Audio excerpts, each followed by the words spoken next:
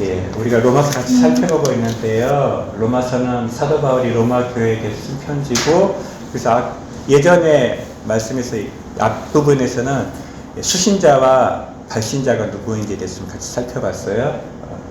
오늘은 그 인사말의 두 번째 부분으로 사도 바울이 로마서를 쓰는 이유가 나와요. 크게 두 가지 정도를 살펴볼 수가 있는데요. 먼저 11절 말씀을 같이 한번 볼까요? 같이 읽어보겠습니다. 시작. 내가 너희 보기를 간절히 원하는 것은 어떤 신령한 은사를 너에게 나누어 줘 너희를 경고하게 하려 함이니. 사도 바울이 그토록 로마 교회에 가려고 했던 이유, 로마 성도들을 보고자 했던 이유가 뭐냐면 신령한 은사를 너희에게 나눠주고 싶어서예요. 신령하다, 거룩하다고, 은사는 은혜로운 선물이라는 뜻이에요. 저는 이제 교회 생활하면서 은사라는 말을 다 많이 쓰거든요. 근데 보통 은사하면 하나님이 주신 어떤 재능, 달란트를 은사라고 많이 생각하는데, 여기서 말하는 은사는 하나님이 주신 은혜로운 선물이라는 뜻으로, 다른 말로 얘기하면 복음을 얘기하는 거예요. 그러니까 내가 너희들을 간절히 만나기를 원하는 것은 너에게 복음을 너희와 함께 나눔으로 너희를 경고하게 하기 위해서다. 그러니까 사도 바울은 지금 로마 교회가 아직 든든히 세워지지 않았다라고 얘기하는 거예요. 그리고 그렇게 든든히 세워지기 위해서는 복음이 필요한데, 내가 너에게 이 복음을 전함으로 너희들이 경고해줬으면 좋겠다. 그런 바람이 나에게 있다. 12절도 같이 읽어볼까요? 같이 읽겠습니다. 시작. 이는 곧 내가 너희 가운데서 믿음으로 말미암아 피차 아니함을 얻으려 합니다. 그리고 이렇게 내가 너희에게 복음을 전하고 나눌 때 어떤 일을 기대하느냐라고 했을 때, 너희와 나 가운데 믿음으로 말미암아 피차 아니하다라는 것은 서로 위로하다는 뜻이거든요. 그러니까 사도 바울을 통해서 로마 교회가 위로를 얻고, 로마 교회를 통해서 사도 바울이 위로를 얻기를 바라기 때문이다라고 얘기하는 거예요. 사도 바울이 로마 교회에게 간절히 복음을 전하려고 하는 이유는 로마 교회가 그 복음을 진실로 알게 됐을 때 그들이 하나님이 주시는 위로를 받을 수 있다는 거예요. 나는 너희들이 지금 이 상태에서 하나님이 주시는 그런 위로들을 좀 받았으면 좋겠어. 복음이 주시는 그런 위로를 너희들이 좀 경험하고 살았으면 좋겠어. 그런데 그 위로가 그 복음을 듣는 사람에게만 가는 것이 아니라 복음을 전하는 자에게도 그 위로가 된다라는 거예요. 왜 그러냐? 여러분 혹시 이제 여기서도 이동원 선생님도 가르치는 직장에 근무하시지만, 가르치는 자에게 가장 큰 위로와 격려가 뭐냐면 배우는 자가 자라나고 변화되어질 때거든요. 그런데 로마 성도들이 그렇게 변화되어지는 모습을 보면 그걸 통해서 사도 바울 자신도 위로를 얻는다라는 거예요. 사도 바울은 내가 너희에게 복음을 전함으로 너희가 하나님이 주시는 그 위로를 경험할 뿐만 아니라 내가 너희들로 인해서 위로를 경험하기를 원한다. 근데 여기서 우리가 중요하게 알 수 있는 게 있어요. 그게 뭐냐면 위로는 모든 사람에게 필요하다는 거예요. 신앙이 높고 좋다고 해서 위로가 필요 없는 것이 아니라 신앙이 높은 사람에게도 위로가 필요하고 신앙이 낮은 사람에게도 위로가 필요하다는 거예요. 제가 이렇게 기억하는 말이 있는데요. 따져보세요. 사랑을 줄 수 없을 만큼 가난한 사람도 없고 사랑이 필요 없을 만큼 부유한 사람도 없다. 네. 우리 모두는 사랑을 줄 수도 있고 사랑이 필요도 하는 사람이라는 거예요. 그런데 세상이 줄 수 없는 위로와 사랑을 하나님이 주실 수 있다는 거예요. 그리고 우리에겐 그 사랑이 필요하다는 거예요. 그래서 하나님께서 예수님을 통해 예수님을 우리에게 보내주셨다는 거예요. 두 번째 이유가 나와요. 15절 말씀인데 15절 말씀 같이 읽어볼까요? 시작. 그러므로 나는 할 수 있는 대로 로마에 있는 너희에게 복음 전하기를 원하노라. 자, 두 번째 이유, 사도 바울이 그렇게 간절히 원했던 신령한 은사들 같은 말이거든요. 뭐예요? 로마에 있는 너희에게 복음 전하기 위해서 내가 지금 너희를 만나기를 원한다는 거예요. 그런데 좀 이상한 부분이 있어요. 뭐냐면 우리가 흔히 복음을 전한다라고 할 때 누구한테 복음을 전하냐면 복음을 모르는 사람한테 전하거든요. 예수님을 안 믿는 사람한테 전하거든요. 근데 지금 사도 바울이 누구에게 복음을 전한다고 했어요? 너희에게. 너희가 누구예요? 로마 성도들. 예수님 믿는 사람이야, 안 믿는 사람이야? 믿는 사람이야. 믿는 사람인데 복음을 들어야 된단 말이야. 왜 그럴까? 자, 여기에서도 모태신앙들 많아요. 어렸을 때 신앙생활 하신 분들. 여러분은 복음에 대해서 잘 아십니까? 의외로 잘 몰라요. 신앙생활 오래 한다고 해서 복음에 대해서 잘 아는 건 아니에요. 복음을 알려면 뭐가 필요해? 체계적인 훈련이나 교육이 필요하다는 거예요. 로마 교회는 예수님을 믿기는 믿어. 근데 복음에 대한 체계적인 교육을 받은 적이 없어. 그래서 들어는 봤어. 그래서 들으면 저거 내가 아는 내용이야. 그런데 다른 사람한테 전할 줄은 몰라. 왜냐면 그게 내 것이 안 됐거든. 그래서 사도 바울이 복음을 전하면서 로마 교회만의 문제가 아니에요. 사도 바울이 아시아 지역을 돌아다니면서 많은 교회들을 세웠고 그들을 지어오면서 느꼈던 게 뭐냐면 사람들은 복음에 대해서 잘 모르는구나. 그래서 그 사람이 믿든 안 믿든 복음에 대해서 잘 설명해 줄 필요가 있겠구나. 그래서 그 복음을 잘 설명하고 잘 요약하고 잘 체계화시켜서 알려주고 있는 게 지금 로마서라는 거예요. 제가 여러분하고 이렇게 로마서를 나누고 싶었던 게 여러분 중에서는 예수님을 처음 믿는 사람도 있고 예수님을 믿을까 말까 고민하는 사람도 있고 예수님을 오랫동안 믿은 사람도 있어요. 그런데 공통적으로 복음에 대해서 잘 모르는 영역이 있다는 거예요. 내가 복음에 대해서 잘한다는 것은 내가 다른 사람에게 그 복음을 잘 설명해 줄 수 있을 때 복음에 대해서 잘 아는 거거든요.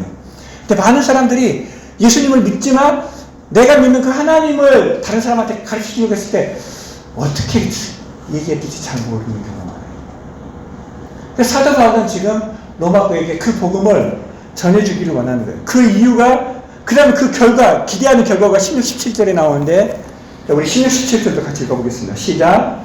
내가 복음을 부끄러워하지 아니하노니 이 복음은 모든 믿는 자에게 구원을 주시는 하나님의 능력이 됩니다. 먼저는 유대인에게요 그리고 헬라인에게로다.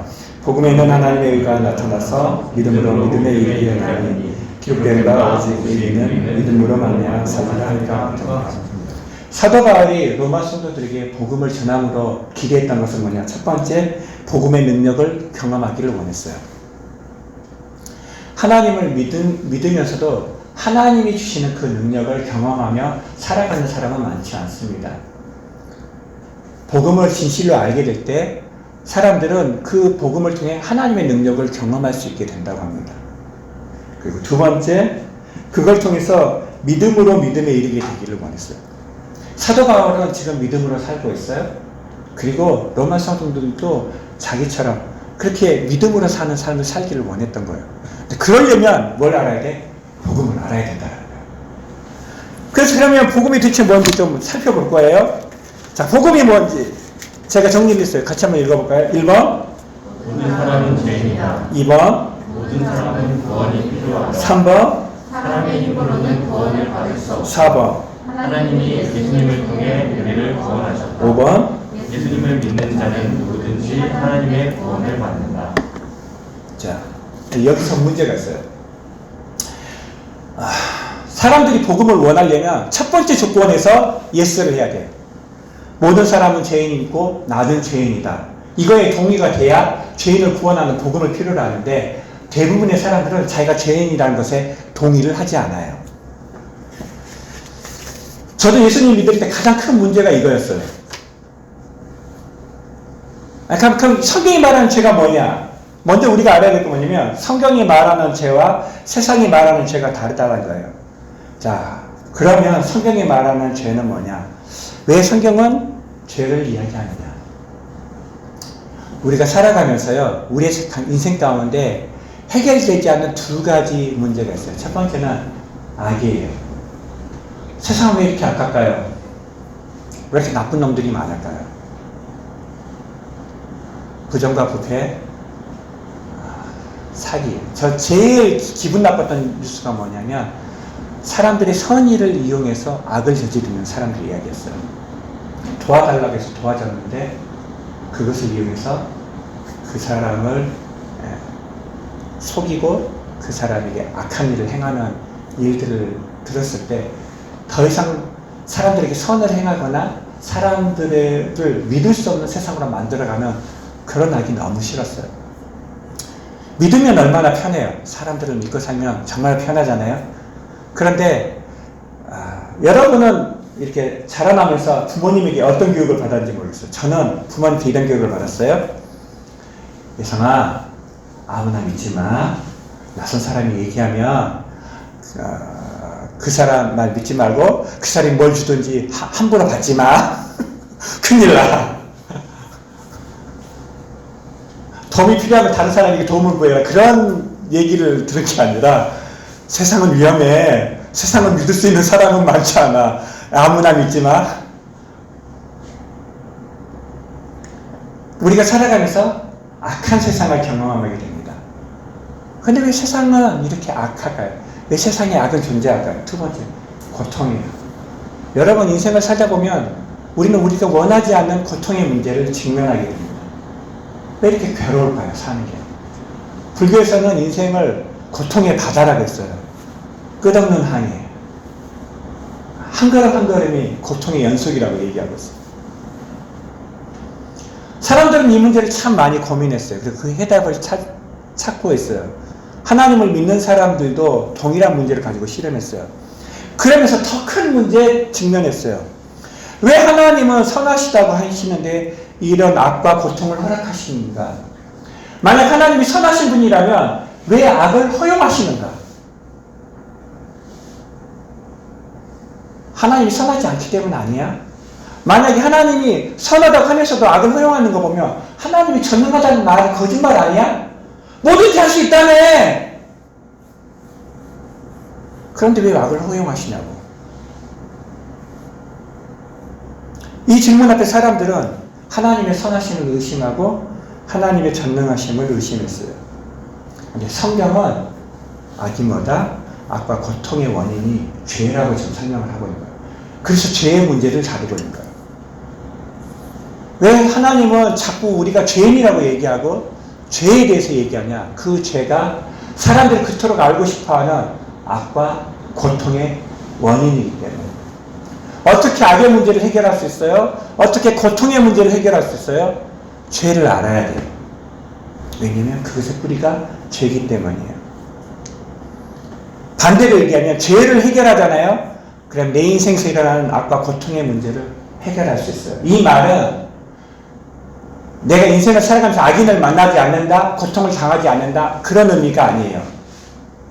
그것을 해석할 수 있는 안목이 생긴다는 거예요.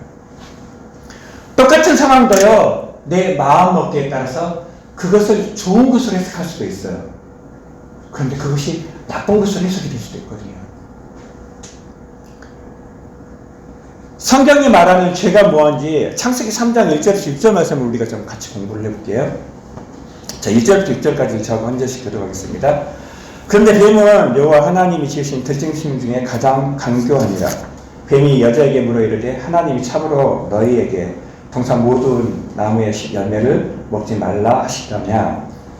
여자가 된 이름을 보내 동산 나무의 열매를 우리가 먹을 수 있으나 동산 중앙에 있는 나무의 열매는 하나님의 말씀에 너희는 먹지도 말고 만지지도 말라 너희가 죽을까 하노라 하셨느니라.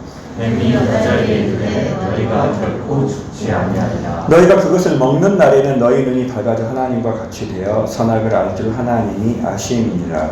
여자가 그 나무를 본즉 먹음직도 하고 보암직도 하고 기름게 하는 감식도 하는 나무인지라. 여자가 그 열매를 따먹고 자기와 함께 있는 남편에게도 주매 그도 먹음직이라. 성경은 과학책이 아닙니다. 그래서 창세기를 읽을 때는 과학적인 접근을 하지 마세요.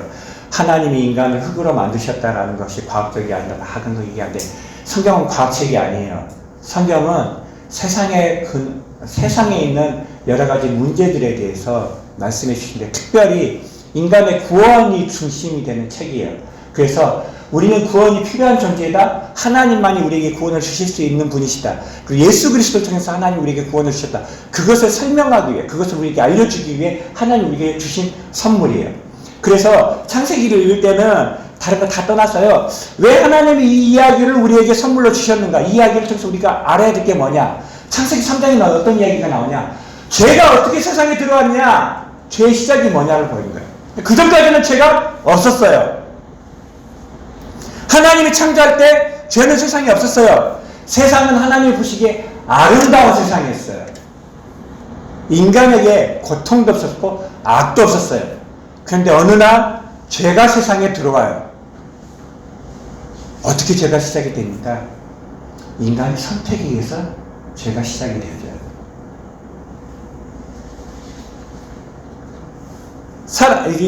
이제 좀 살펴볼 건데요. 성경에 말하는 죄가 뭔지 한번 살펴볼게요. 자, 선악과를 따먹은 게 죄라고 얘기해요. 그런데 이런 질문을 해봐요. 만약 하나님께서 아담과 하에게 선악과를 따먹으라는 명령을 하지 않았다면 선악과를 따먹는 것 자체가 죄가 되었을까요? 아니었을까요? 죄 아니에요. 선악과를 따먹는 행위가 죄가 아니라는 의미예요.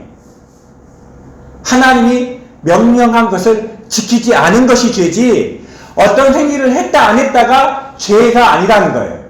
여러분이 성경에서 하나님 우리에게 죄인이라고 얘기할 때 내가 어떤 행동을 했기 때문에 죄인이다 그렇게 얘기한 게 아니라는 거야.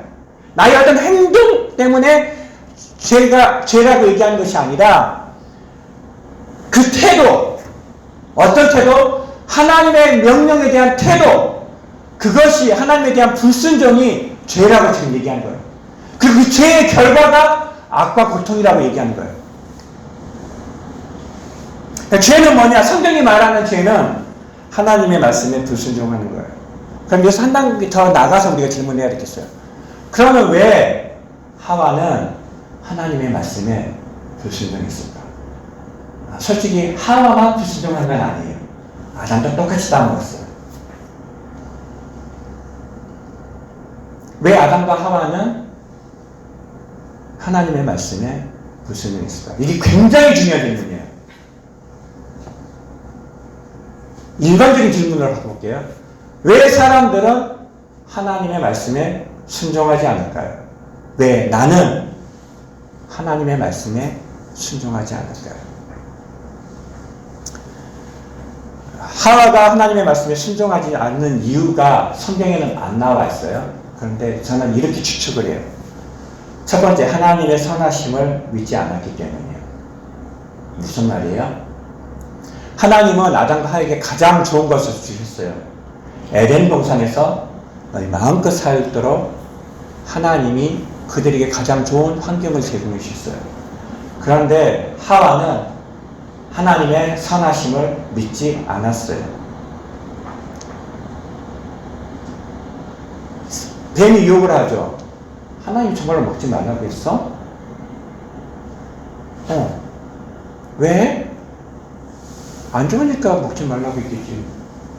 그거 아니야. 네가 지금 하나님께 속고 있는 거야. 너희들이 하나님처럼 되는 것을 하나님이 싫어하셨기 때문에 너희들에게 그걸 먹지 말라고 한 거야. 먹으면 니들이 하나님처럼 돼.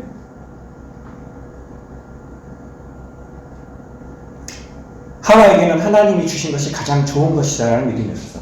선악과를 먹지 않는 것이 더 좋은 것이라는 믿음이 없었어요. 하나님이 나에게 가장 좋은 것을 주셨다는 믿음이 없었고, 그래서 하나님이 허락하지 않은 것을 가지려고 했어요. 하나님 하지 말라고 했는데 나 저거 하고 싶어.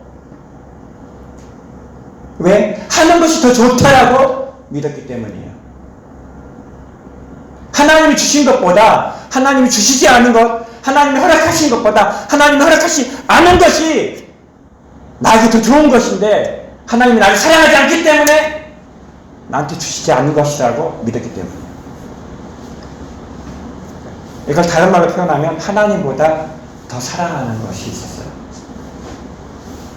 그 결과가 악과 고통이었다고 성경은 우리에게 경고하고 있는 거예요. 예수님을 믿는다는 것에서 제가 이제 계속 복음에 대해서 얘기하잖아요. 복음은 뭐냐? 예수님을 나의 구주, 나의 하나님으로 믿는 거예요. 예수님을 내 인생의 주인으로 인정하고 그분께 내 인생의 주권을 넘겨드리는 거예요. 아니, 제가 예수님을 믿을 때 가장 큰 걸림돌은 뭐였냐?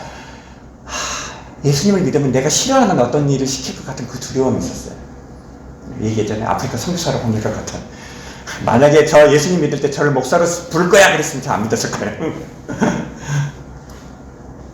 왜 우리가 하나님을 믿지 못합니까? 내가 싫어하는 어떤 것을 내 마음대로 살고 싶은데. 근데 제가 1년 동안 대학교 1학년 때 교회 나오면서 성경을 공부하면서 한 가지 깨달았던 건 성경을 공부하면 공부할수록 하나님은 정말 좋은 분이구나. 아, 그분은 믿을 만한 분이구나. 그분께 내 인생을 맡기면 내가 내 인생의 주인일 때보다 더 좋은 곳으로 나를 인도해 주시겠구나.